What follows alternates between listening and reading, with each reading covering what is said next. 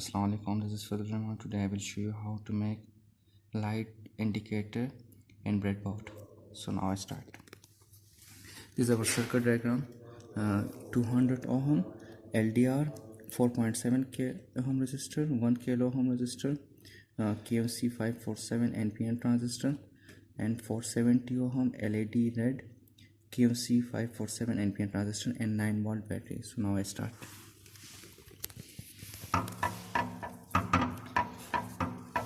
This one is parallel.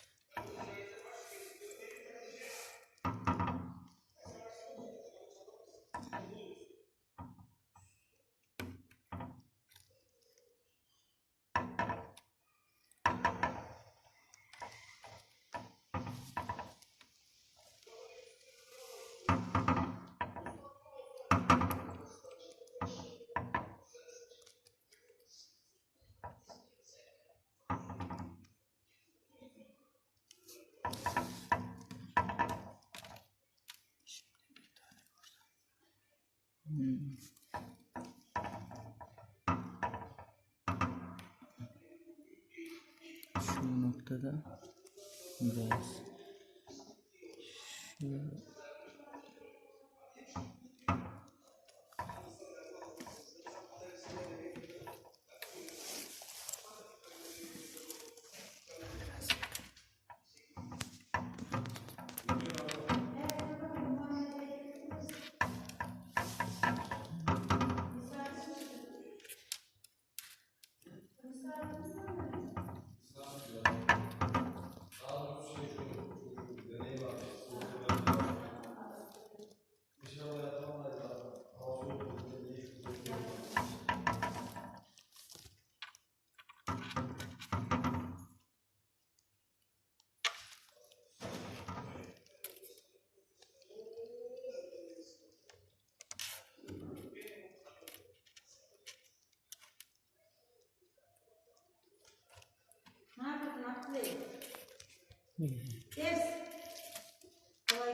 saat aldım.